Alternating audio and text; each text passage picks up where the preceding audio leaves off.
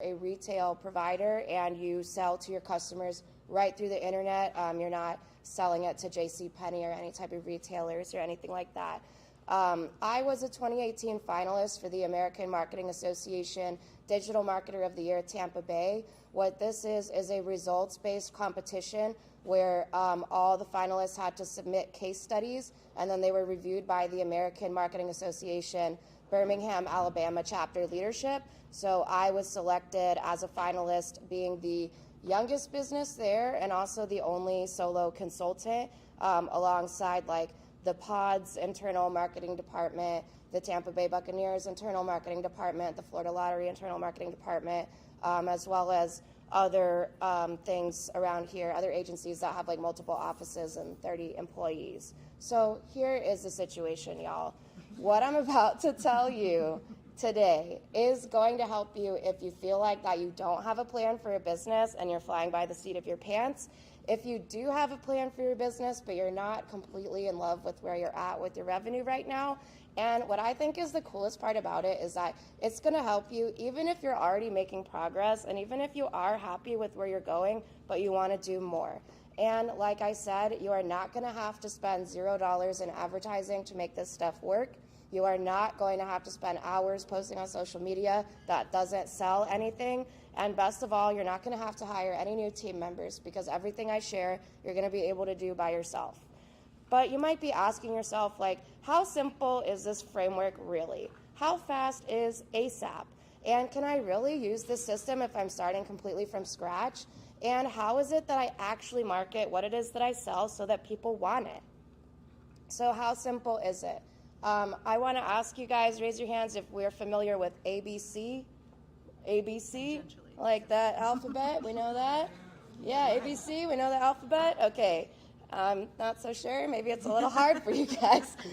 Can we count to 2? 1, 2, in case we forgot? Okay, good. Well then, I have a little more hope for you.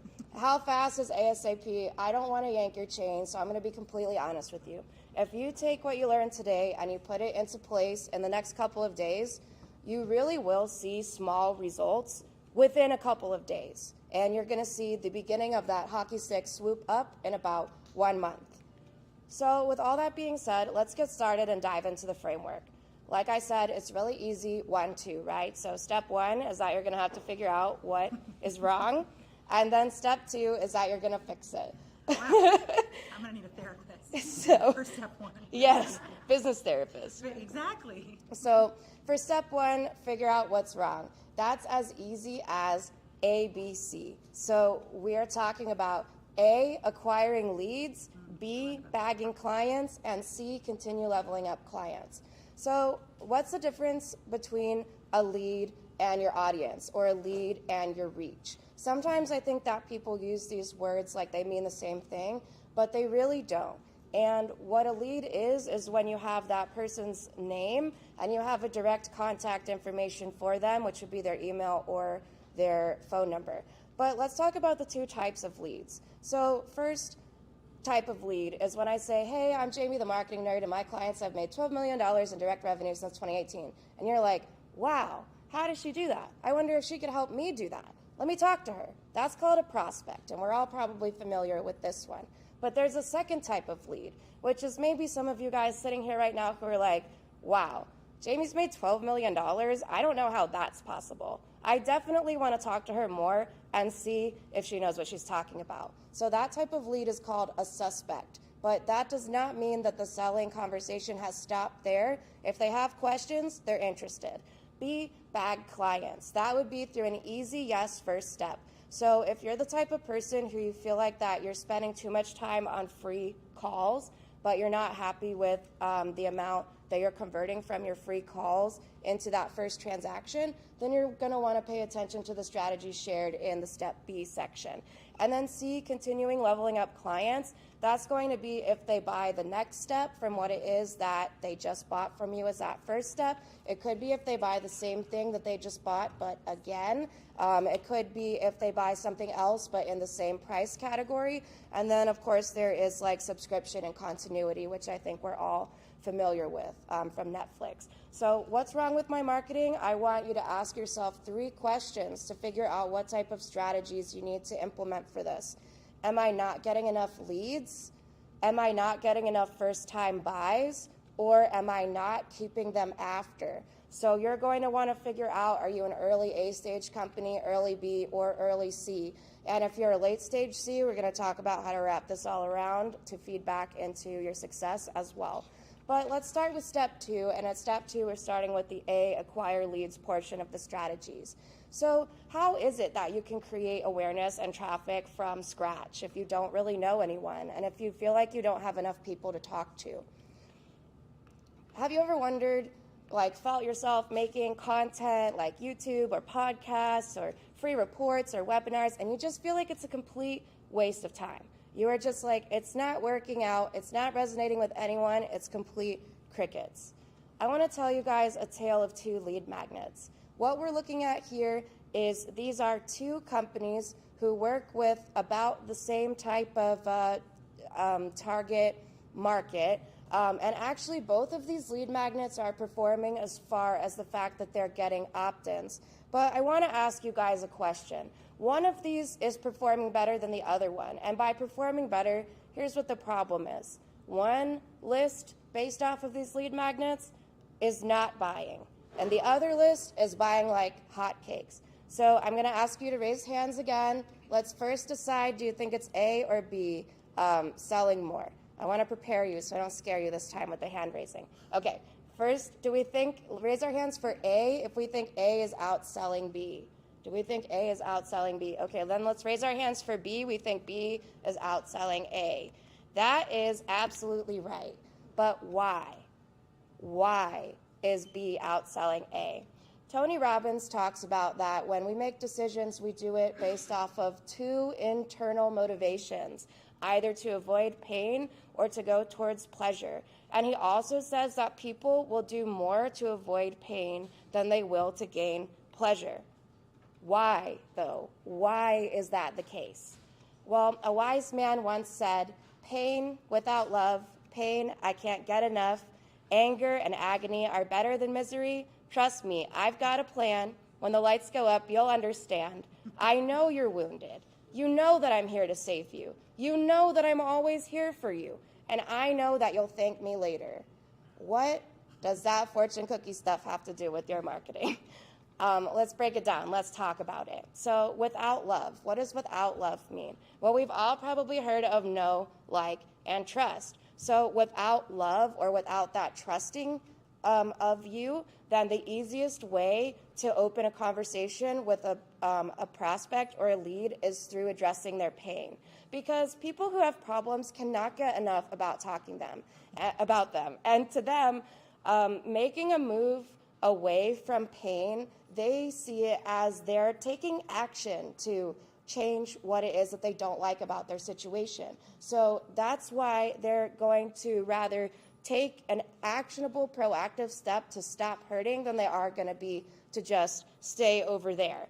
And what you're telling them when you communicate with them on the basis of pain is, hey, trust me, I've got a plan, right? Like, I see that you're hurt, but you know that I'm here to save you. You know that I'm always here for you, and I know that you'll thank me later. So that's why when you're working with lead generation, and if you're struggling, it's best to communicate with people who don't yet trust you on the basis of pain, because you're telling them, I see you're hurt. I have a plan. I can help you. I know that you're going to thank me later, and when everything's all said and done, you're going to understand that I was right. So that's what we have for A, acquiring leads. And now we're going to talk about strategies for B, bagging clients. So if you feel frustrated that you're spending a lot of time on free calls and giving free value to people, but you're struggling to convert them to that first sale, then these are going to be the strategies that you want to implement. So first, we want to ask, how do you market your offer so that your audience wants it, right? Well, I want to ask you, why don't they want your offer? So let's talk about it. There are 4 reasons that people don't buy. Either they don't need it, they don't care about it, they don't get it, or they don't think that it's going to work for them. So you'll notice that they can't afford it is not on here. I'm going to tell you exactly why. People say they can't afford it for two reasons. Either they genuinely can't afford it, and then we've already listed that, so that's they don't need it. They need rent, they need food, they don't need your offer. Makes total sense. And two, I'm sure we've all been able to afford something and said that we can't afford it, but it was really for one of these other three reasons if we actually could. So why, what causes these types of feelings and emotions to come up in people during your sales process? Well, there's actually a lot of reasons, and some of these reasons come from while you're creating your marketing and your sales process, and then other parts of them come in the delivery of it. So all of these things, though, even though they're all different causes of it, what the result is friction. So before we can untangle how can you smooth out your sales process, you have to understand what is friction. So friction is when you're giving your sales process or engaging with a prospect, and it's any feelings of confusion, fear, anxiety, uncertainty, and doubts. But the sixth one is really sneaky, and it's probably the hardest to identify, which is irrelevance. It's learning to understand that when you're talking to people and they don't care what it is that you're saying. They don't do that to hurt your feelings. They do that to give you valuable information that you need to adjust your sales process. So if you're really struggling with converting those first people into those first leads into those first-time buyers, if it's not an easy yes, then you have to fix friction in your sales process.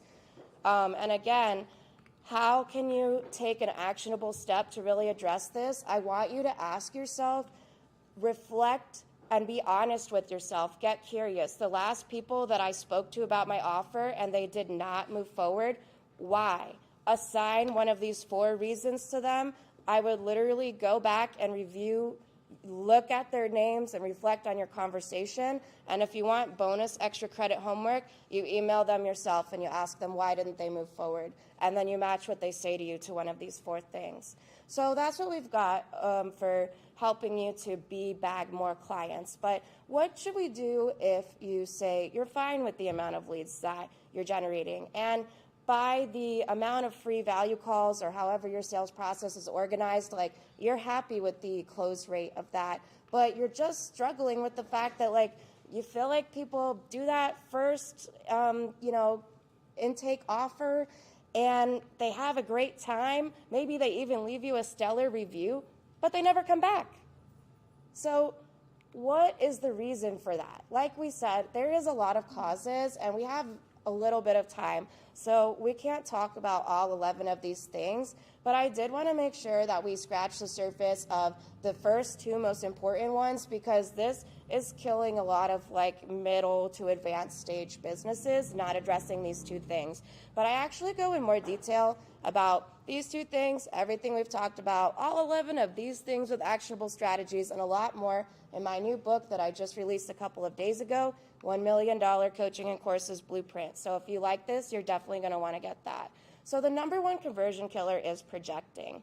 Let's talk about projecting and what that is. Basically, what projecting is that when we're creating marketing for our clients, we have a habit of assuming that our wants, needs, opinions, even our own beliefs about the industry and everything like that are the same beliefs as our clients, and we're not really having that separation of self between you and your client. But the problem with this is that it results in marketing and sales conversations that are not relevant to them and that don't sell. So how could you know if projecting is maybe a problem that you're struggling with? Here's 3 signs that projecting might be something that you need to overcome. First is that you have a stellar, fantastic looking sales process, but your sales just are not where you want them to be. Maybe you just had a beautiful new branding, rebrand, or maybe you just spent a lot of money on a booth, or you have these dope brochures. But if your sales aren't where you want them to be, then they're not pulling their weight. If people are not engaged in person when you explain their offer, which again would be eyes glazing over, they seem confused, or they don't seem clear about what you do, and other emotions of friction. And then the third and most common one that I see is that people actually put out a lot of marketing, whether that's social, content, emails, advertising, that even if it is getting engagement, it's still generating $0 in sales. So that leads us into and actually plays into conversion killer number 2. Whose story is this anyway? So what I want to show you guys right now is a list of questions that actually a real marketing consultant who genuinely is taking money from business owners, and through no fault of their own, but they are taking money from business owners to help them with their marketing. And this is the type of intake survey that they send out to their client. So I just kind of want to ask you to reflect on some of these questions. What do you notice about these questions, or what do you think might be wrong with these questions? We don't have to read all of them, but like, who founded your company? Why was the company started? Who runs your company today?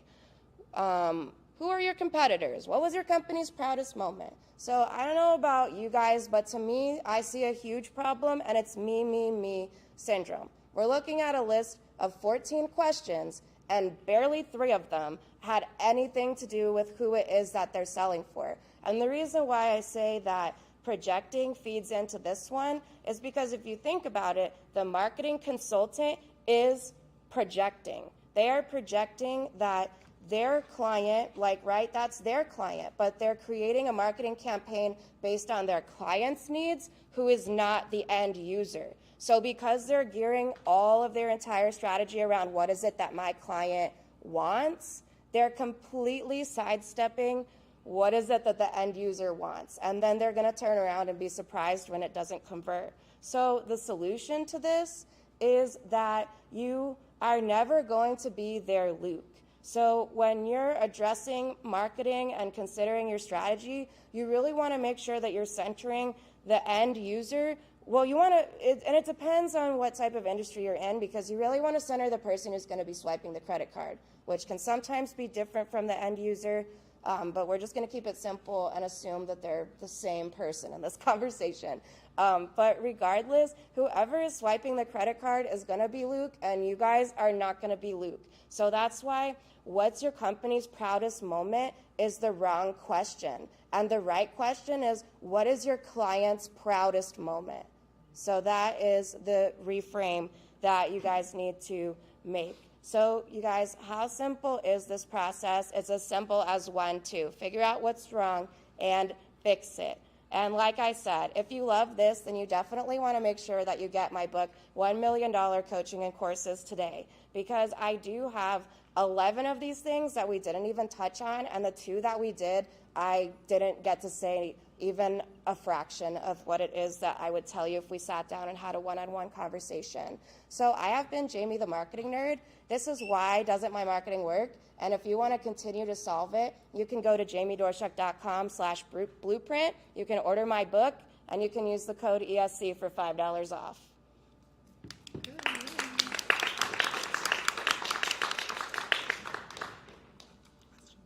Does anyone have questions?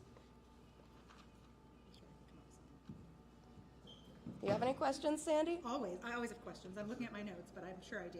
So, I have a question when they're done. Question? What did you do with Jay Shetty? So much stuff with Jay Shetty. So I first got brought on to grow their Genius Coaching Group to 8,000 members, but then we accidentally grew it to 10. Whoops. Then I launched their Passion to Paycheck program, so I just developed out all the marketing, all the launch strategy for that.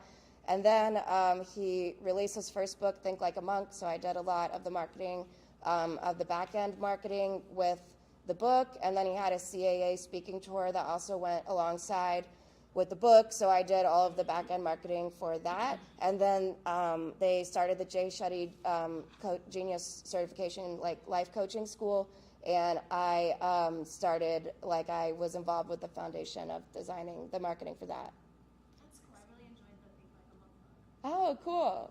I'm so glad that I helped get it out to you. That's how you found it. Absolutely. Question. Yeah. So, if you're starting with their pain points, right, just like the psychology of it, where do you recommend finding that cold audience? Do you have people leverage social media? Is it just, I mean, wherever they're the most comfortable? Yeah, that's an awesome question. So where do you find a cold audience when you're starting with no one? I would first reflect, where do you find out information about whatever your topic is? Or if you were going to hire your own service, where do you think that you would go to? So for a lot of people, that could look like utilizing Facebook groups. If you're a service provider, I genuinely do just job boards and referrals from my colleagues on other projects. So like Jay Shetty's web developer actually referred me out to like a couple of my other clients too. So it really depends on, first you want to start with your product and your industry, and you want to think about, where do those people hang out and how is it that I could get in front of them. But for the most part, I would be trying to, if you're starting from scratch, I would be trying to find a way to have one-on-one conversations with people, whatever that may be. Thank you. Any other questions? Anything else I can help you guys with?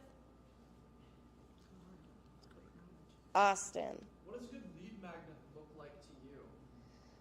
Well, a good lead magnet to me looks like one that sells the product it's intended for. But I think that to your point, and I guess to my own point, a lot of people don't necessarily reverse engineer the lead magnet from your product, but I call it my product market fit formula. So first you want to start with your product. And I feel like that's really strange advice, because I'm like, start with the end user, start with the end user. But look, starting with your product is fundamentally starting with the end user, because you have to figure out, you just have to decide, is this the right target demo for my offer or not? So you're starting there, then you've got to define your market, and then you have to make that fit in the sense that you're communicating the value to them. So where most lead magnets fall short is that they're not reverse engineering from the product and working backwards to get the topic. They're just deciding, I want to talk about A, irrespective of what the offer at the end actually is.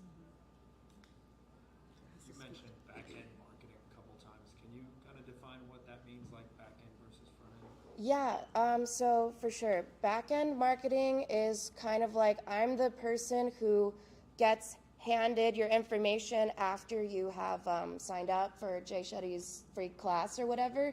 And I kind of skew like both of them. But back-end would be pretty much what happens after we get your first point of exchange of information. And then front-end marketing would be stuff like advertising, lead generation, social media marketing, or otherwise creating content, search engine optimization, and trying to take advantage of algorithms and stuff like that too. Does that help? Yeah. Thank you. Cool. Yeah. Well, what do you think about using like affiliates? Yeah. Just trying to get a lot of affiliates and have them kind of market for you with the percentage that they would. Yeah. Is it Affiliates are an excellent strategy. And even if you use affiliates, like, the powerful part about this is you still just apply the same framework. Like, just because they're doing the work for you, well, you can still evaluate, well, where do these metrics suck? Are you not signing enough people up in the first place? Or are we seeing that we have a lot of signups, but we're not getting the responses to the marketing we're sending out? Or then depending on your product, you would have to think about your sales cycle and be like, do we get a lot of those conversions, but we're not seeing the relationship continuity that makes sense for our industry? And is it better to sell on like for the affiliates to have that exposure like on Instagram or Facebook or another platform?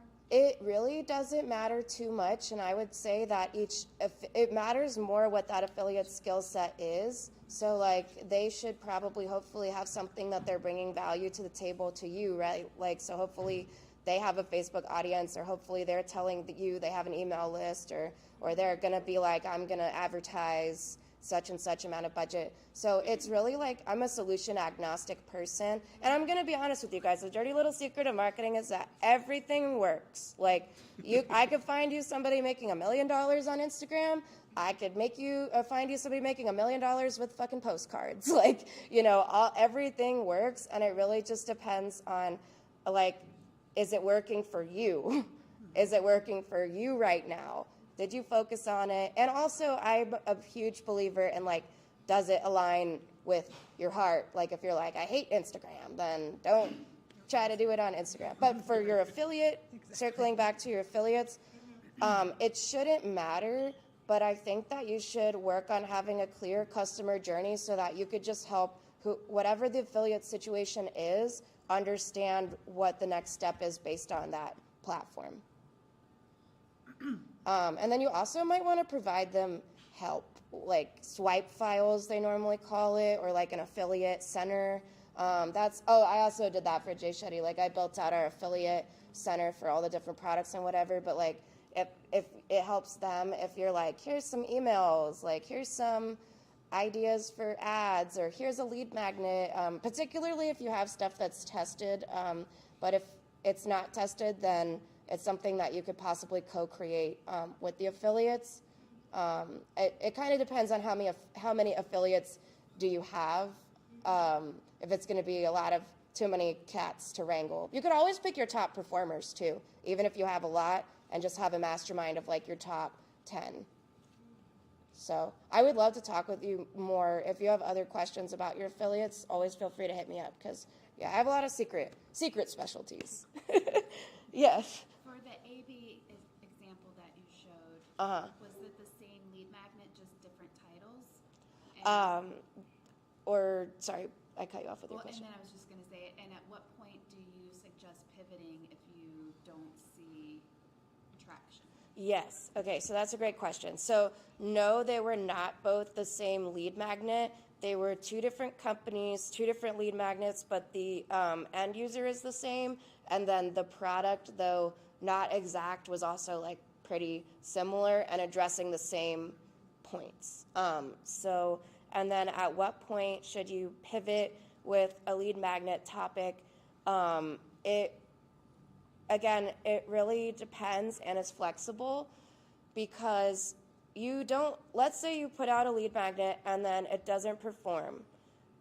It might not be the lead magnet. You could possibly keep the content and then just try brand swapping, angle swapping, the beginning, the intro, the lead, and also like the overall topic of the thing. But it could be the same information, just with a different shade of lipstick on it. So you can always try that a couple of times. If you had the time to prepare in advance, you could have went into the testing process with several different lead magnets. Or if you want to build out a couple of different ones, like trying wholly different pieces is also a good idea. And then after that, I would say, like, it depends on how many click-throughs and results that you've had with it. Because, like, if you've only just started pushing it out this week and you only got like 20 people to sign up, I feel like that's a little bit too early to tell, versus if you're running it for like 1 to 2 months and you only got 20 people to sign up, then probably you need some serious work. So I would think to evaluate the distance of the gap of performance. Like, what did you need for performance and how bad is it? And if it's not so bad, then maybe it's worth tweaking. And if it's just like completely in hell, then probably you should just ditch it. If people are like, no. Yeah. Absolutely not. Do you think that I know you have to keep in mind the client's client, right? Is there a lead magnet format that you prefer? Like, I've done, challenges or webinars or something that's a downloadable, a quiz. Does it just depend on who the end user is?